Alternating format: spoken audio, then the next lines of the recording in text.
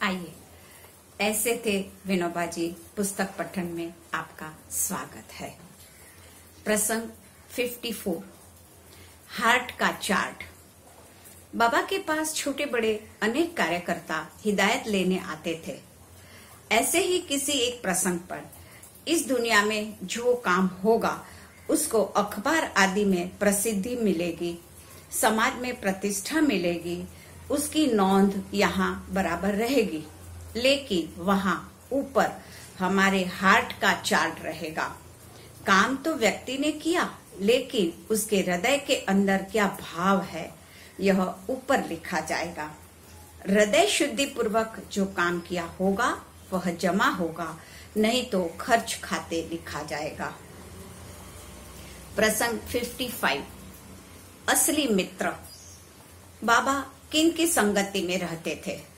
एक दिन कह रहे थे, बाबा का भाग्य कहो या पुरुषार्थ, बचपन से ऐसे मित्र मिले हैं कि आज तक वे साथ दे रहे हैं।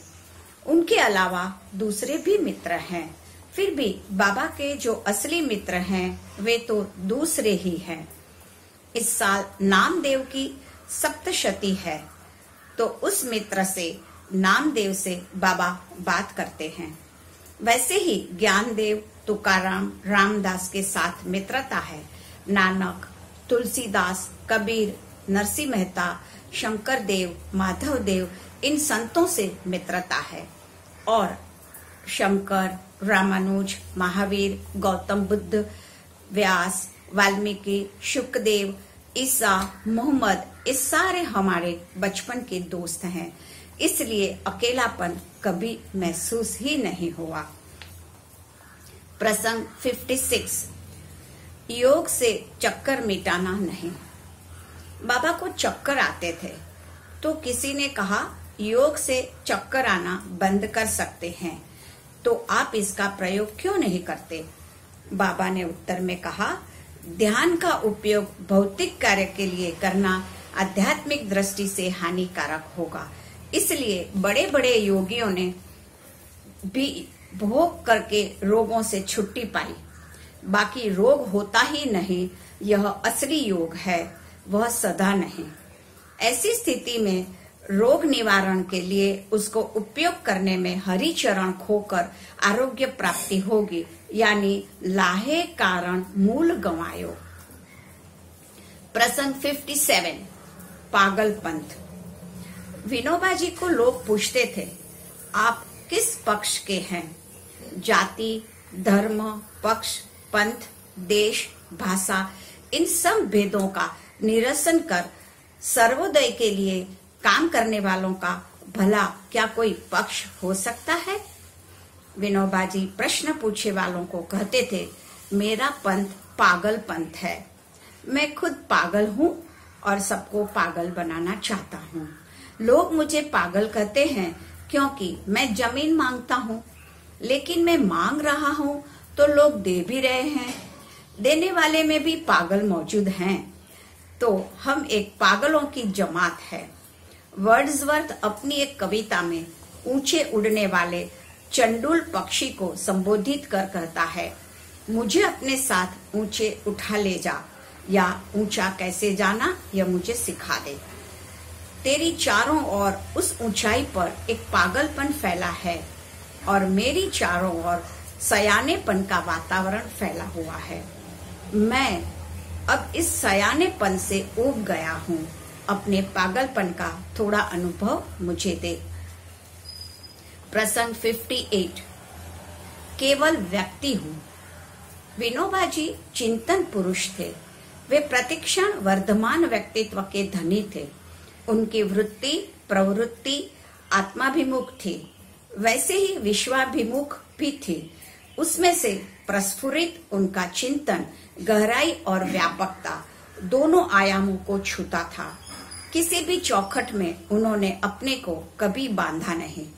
उन्मुक्त चिंतन करने वाले थे। कहते हैं, मैं केवल व्यक्ति हूँ। मेरे माथे पर किसी प्रकार का लेबल लगा हुआ नहीं है। मैं किसी संस्था का सदस्य नहीं हूँ। राजनैतिक पक्षों का मुझे स्पर्श नहीं है। रचनात्मक संस्थाओं के साथ मेरा प्रेम संबंध है।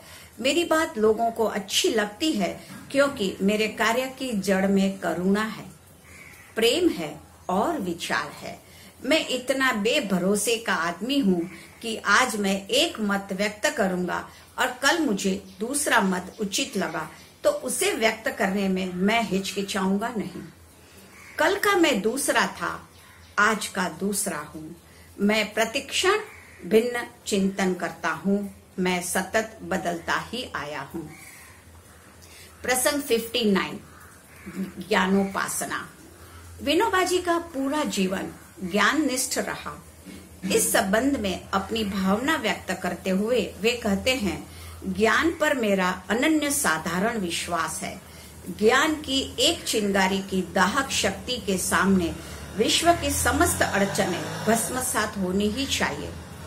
इस विश्वास के आधार पर निरंतर चिंतन पूर्वक ज्ञानोपासना करने में और प्राप्त ज्ञान का प्रसार करने में मेरा आज तक का जीवन काम आ रहा है। यदि 2-4 जीवनों को भी उसका स्पर्श हो जाए तो उतने से मेरा ध्येय साकार हो सकेगा। प्रसंग 60, सूक्ष्म कर्मयोग। फरवरी 1966 में एक पत्र में बाबा ने लिखा, इन दिनों मैं बहुत गहरे चिंतन में हूँ। 1916 में ग्रह त्याग करके निकला था। उस बात को 50 साल हो रहे हैं, तो चिंतन चल रहा है कि आगे जीवन का स्वरूप क्या होगा, यानी क्या होना उचित है। स्थूल कार्यों का लोभ कहाँ तक रखा जाए। बचा हुआ समय कितना है मालूम नहीं। उसका उपयोग स्थूल के बजाय सूक्ष्म में किया जाना उचित दिखता है। और 7 जून 1966 के दिन बाबा ने जाहिर किया, इन दिनों स्थूल कार्य से मुक्त होकर सूक्ष्म कर्मयोग में प्रवेश करने का मेरा विचार तीव्रता से चल रहा था। उसका अमल मैं आज से शुरू कर रहा हूँ। आज का ही दिन था जब बापू से मेरी प्रथम मुलाकात हुई थी, सन 1916 में। इसके 50 साल पूरे हो गए। ब्रह्म का नाम लेकर मैंने घर छोड़ा था, वह भी उसी साल में। उसको भी 50 साल और कुछ महीने हो गए। तो मुझे अंदर से आदेश मिला कि जो भी सेवा बनी वह श्री हरि गुरु चरणों में अर्पण करके अब मैं सूक्ष्म में प्रवेश करूं।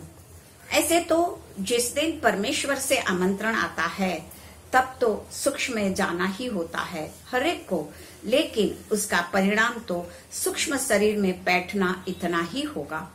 इसलिए मैंने यह प्रक्रिया सोची है और उसको ध्यान, भक्ति, ज्ञान आदि नाम न देकर सूक्ष्म कर्मयोग यह नई संज्ञा मैंने दी है। यह विचार मेरा नया नहीं है, पुराना ही है। उस पर आज अमल करके मैं अपने को शून्यवत पाता हूँ। अभी पूरा शून्य नहीं, वत है। पहले कदम के तौर पर बहुत सारा पत्र व्यवहार बंद करने का निर्णय मैंने लिया है। धन्यवाद।